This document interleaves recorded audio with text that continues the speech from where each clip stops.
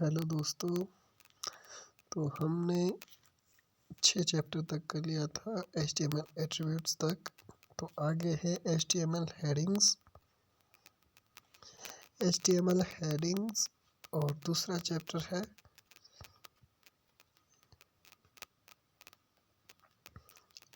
HTML paragraph. HTML paragraph और HTML headings, इनको हम मोबाइल में भी करेंगे। मुझे लगता है कि इधर तो वैसे ठीक ही बताया गया है, पर हम इसको मोबाइल में अच्छे तरीके से करेंगे ताकि आपको भी समझ आए।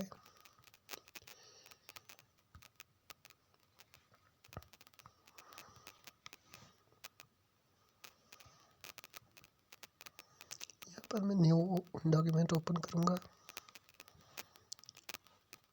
और यहाँ पर बेसिक कोड लिख लूँगा।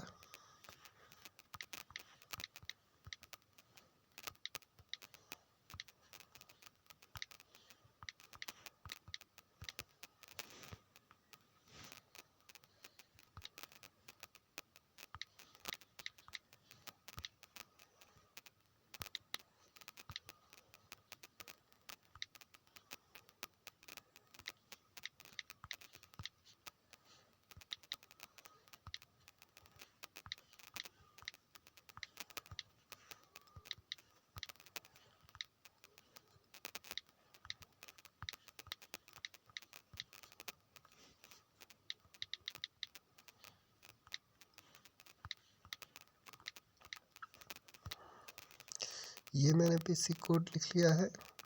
अब मैं इसको टाइटल दूंगा। टाइटल कुछ भी दे सकते हैं। टाइटल मैं दूंगा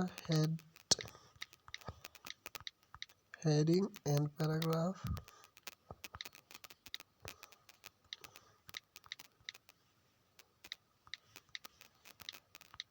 ये मैंने हेडिंग टाइटल दे दिया है।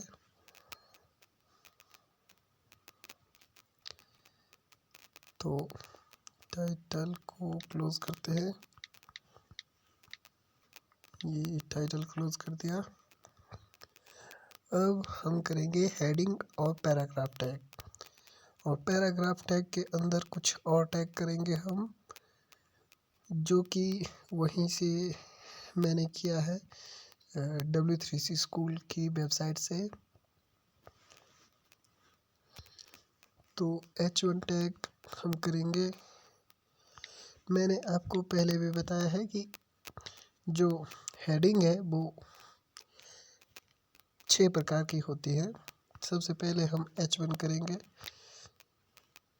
H1 यहाँ पर हम कोई भी हेडिंग देंगे। सबसे पहले मैं हेडिंग बताऊंगा और उसके बाद आपको पैराग्राफ टैग बताऊंगा। हेडिंग यहाँ पर कोई भी हेडिंग दूंगा मैं। हेडिंग सेव करूंगा। पहले सेव करने के लिए यहाँ पर क्लिक करके इस फाइल को नाम दूंगा कुछ भी, heading and paragraph .hp.html create करूँगा। ये मेरा डॉक्यूमेंट सेव हो गया है। अब इसको रन करके आपको दिखाऊंगा।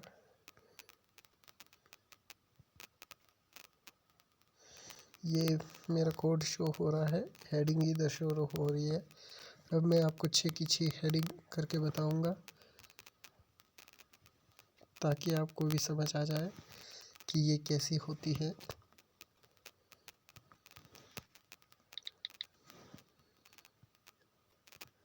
तीन हो गए, 4, 5 और 6। यहाँ पर मैं हेडिंग 3 और यहाँ पर 4, यहाँ पर 5 और 6।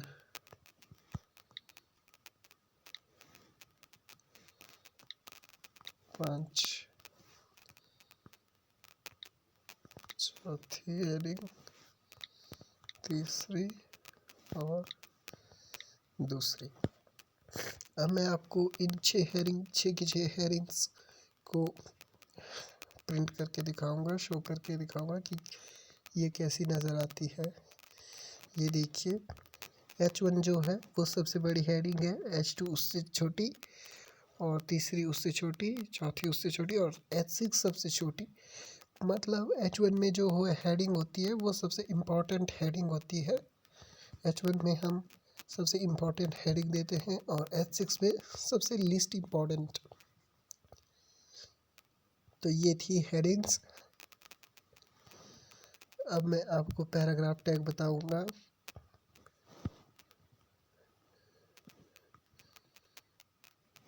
ये मैंने कट कर लिया है। तो अब मैं पैराग्राफ टैग बताऊंगा। पी टैग,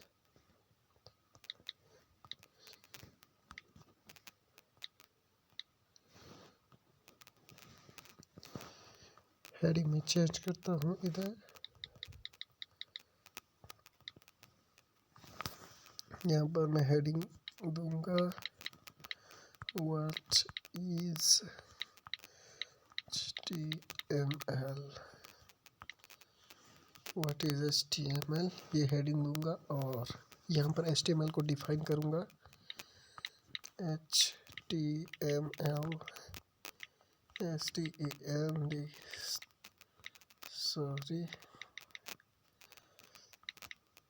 stands for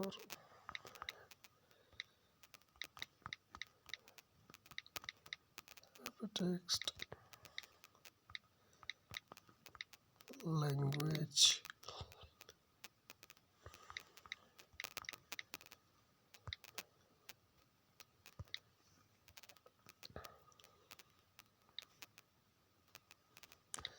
मैं यहाँ पर जस्ट टेक्स्ट को प्रिंट करने के लिए यहाँ पर लिख रहा हूँ।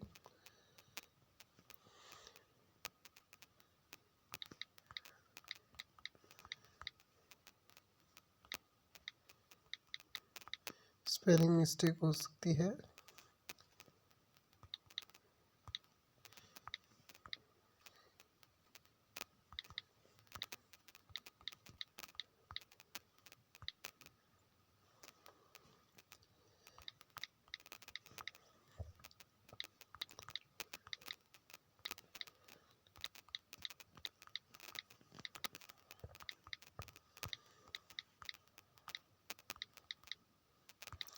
ये मैंने कुछ टेक्स्ट लिख लिया है, इसको सेव करके आपको रन करके दिखाता हूँ।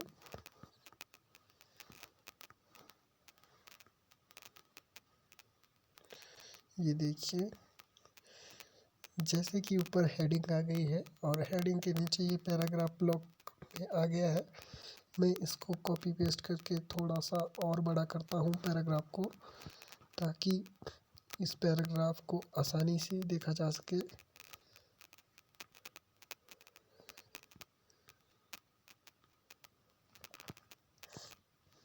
ताकि इसका फॉर्मेट जो है वो अच्छा नज़र आए।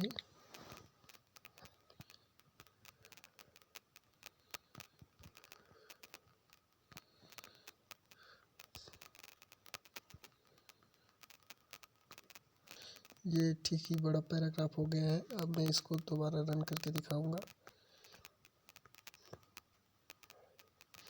ये देखिए, अब ये ठीक ही बड़ा नज़र आ रहा है। व्हाट इज़ HTML एंड और पैराग्राफ। अब इसके बीच में कुछ और टैग बताऊंगा।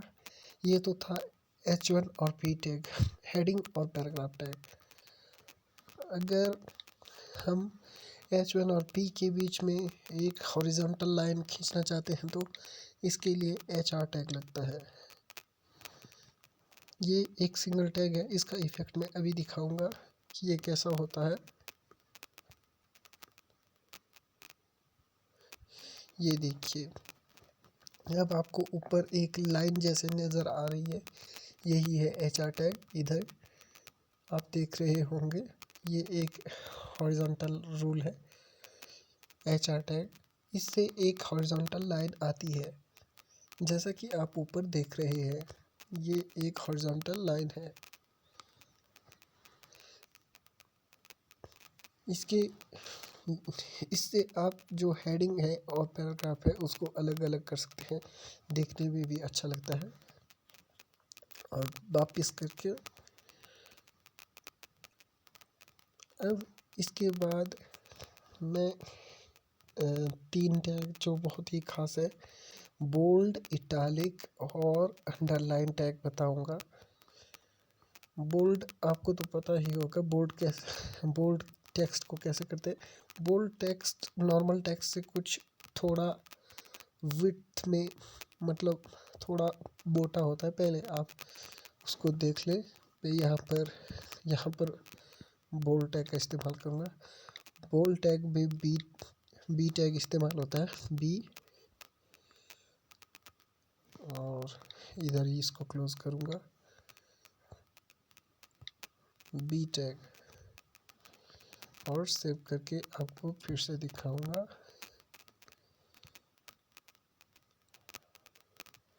ये देखिए, ये मेरा लास्ट तक बोल्ड हो गया है। इसका मतलब कि मैंने यहाँ पर बुक क्लोज नहीं किया था, थोड़ा सा एरर है।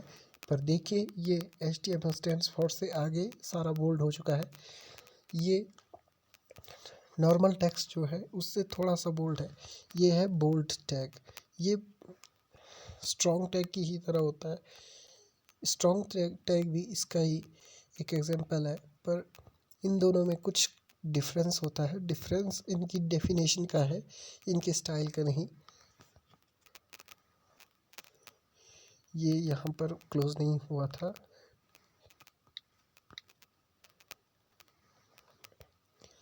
और अब मैं इटालिक टैग बताऊंगा कि टेक्स्ट को कैसे इटालिक करना है। इटालिक के लिए आई टैग यूज़ होता है, आई, और इसको इधर क्लोज करता हूँ,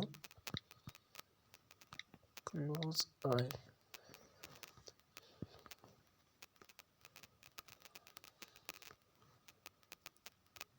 ये देखिए, यहाँ पर दूसरी लाइन, जो तीसरी लाइन में और चौथी लाइन में जो हाइपरटेक्स्ट मार्कअप लैंग्वेज लिखा है, ये यहाँ पर और यहाँ पर इटालिक हो गया है। ये देखिए, यहाँ पर वाला, ये वाला इटालिक टेक्स्ट हो गया है। और इसके बाद मैं आपको एक और टैग बताऊंगा जो कि है अंडरलाइन। ये टेक्स्ट को अंडरलाइन करने के लिए होता है, तो हम यहाँ पर अंडरलाइन करेंगे। अंडरलाइन करने के लिए यू टैग होता है, यू टैग।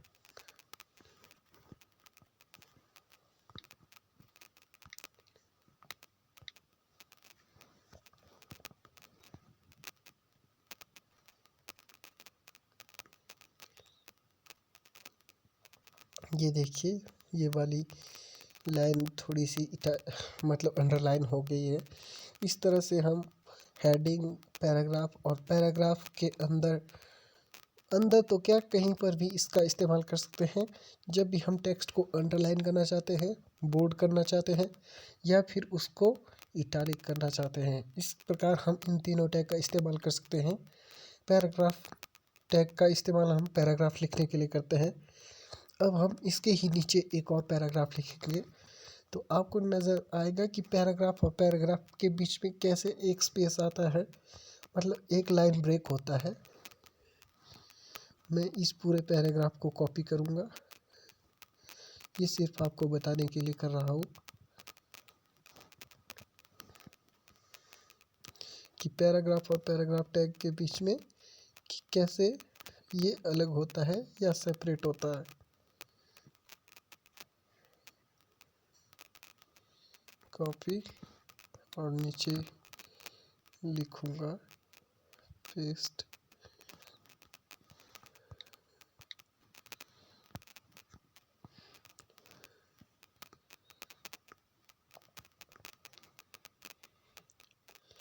ये देखिए, एक ऊपर वाला पैराग्राफ है और एक नीचे वाला। पैराग्राफ और पैराग्राफ के बीच में एक लाइन से ज़्यादा कुछ थोड़ा सा डिफरेंस है। अगर हम लाइन ब्रेक करते हैं तो ये दूसरी ही लाइन में ब्रेक होके आ जाता है, पर इन दोनों के बीच में कुछ थोड़ा सा डिफरेंस नज़र आ रहा है, थोड़ा सा गैप नज़र आ रहा है दोनों पैराग्राफ के बीच में। ये होता है पैराग्राफ ब्रेक। अगर आप इसके बीच में भी, पैराग्राफ के बीच में भी अगर लाइन को ब्रेक करना चाहते हैं तो इसके लिए टैग होता है BR टैग। मैंने आपको पहले भी बताया है BR टैग। तो मैं यहाँ पर एक लाइन ब्रेक का इस्तेमाल करता हूँ। लाइन ब्रेक करने के लिए होता है BR टैग। ये भी सिंगल टैग है, इसके साथ कोई क्लोजिंग टैग नहीं होता।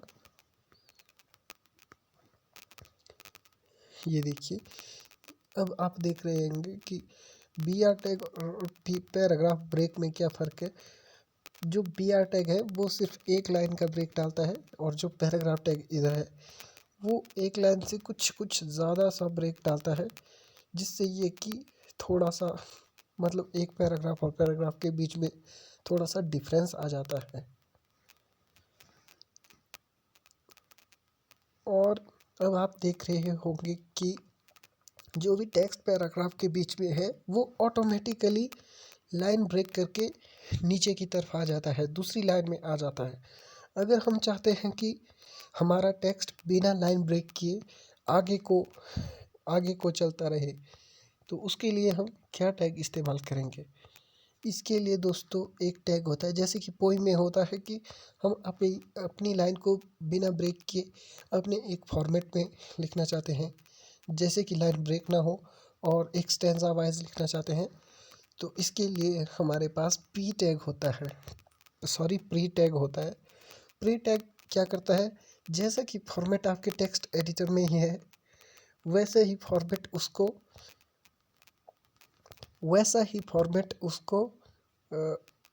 पेज पर करता है, वेब पेज पर। मैं आपको यहाँ पर शो करके दिखाता हूँ। प्री टैग, प्री, और इसको इधर क्लोज करता हूँ।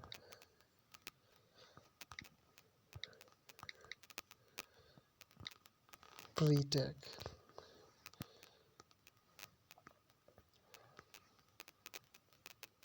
ये देखिए, जैसा कि मेरे टेक्स्ट एडिटर में इसका फॉर्मेट है, ये बिल्कुल वैसा ही नज़र आ रहा है जैसा फॉर्मेट मैंने टेक्स्ट एडिटर में किया है।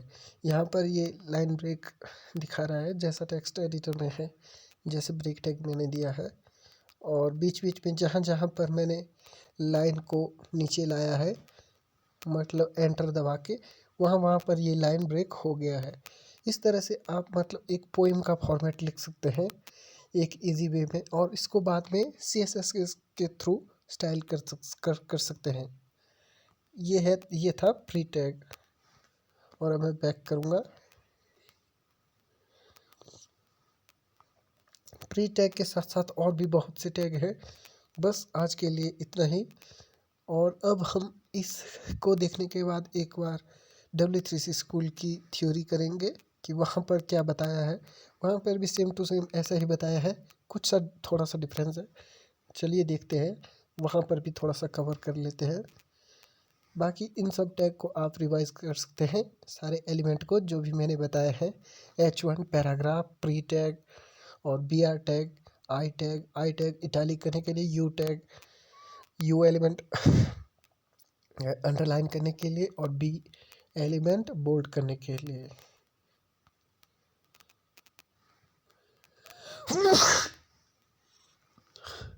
सॉरी, मुझे थोड़ा सा जुकाम हो गया है।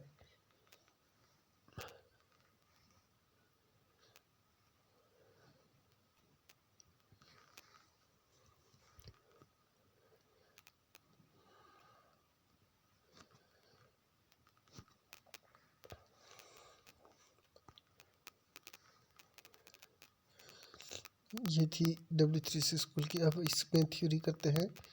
ये हेडिंग में मैंने बता दी है, और हेडिंग के बाद नोट इसका नोट पढ़ते हैं। यहाँ पर browser automatically adds some white space a margin before and after heading। यहाँ पर बताया गया है कि वह जो ब्राउज़र है वो थोड़ा सा मार्जिन ऑटोमेटिकली लेता है हेडिंग के शुरू में और लास्ट में। ये आप देख रहे होंगे यहाँ पर थोड़ा सा मार्जिन है। और हेडिंग आर इम्पोर्टेंट, ये मैंने सब आपको बताया है। ये भी बताया है बिगर हेडिंग्स। स्टाइल एट्रीब्यूट बताया है कि स्टाइल एट्रीब्यूट को कैसे लिखते हैं। ये मेनली CSS का स्टाइल एट्रीब्यूट होता है। इस स्टाइल एट्रीब्यूट से हम CSS का स्टाइल अपने एलिमेंट में ऐड कर सकते हैं। और ये था H1 tag, heading tag.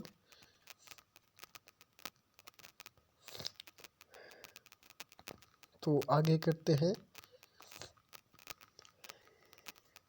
Paragraph tag भी मैंने बता दिया है, जैसे ये इन्होंने इधर बताया है।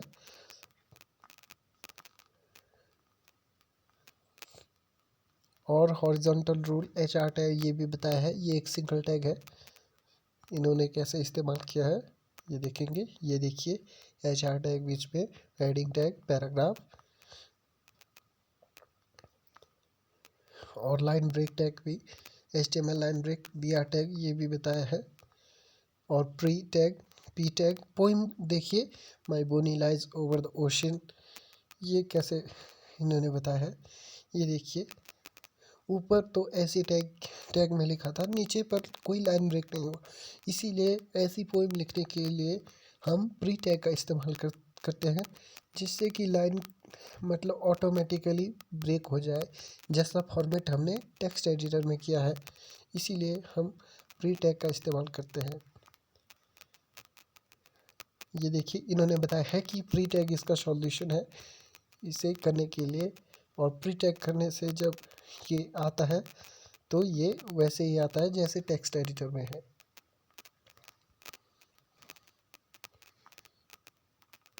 ये हो गया ख़त्म। ये सारे टैग हमने अभी आज किए हैं। तो बस आज के लिए इतना ही। तब तक के लिए बाय।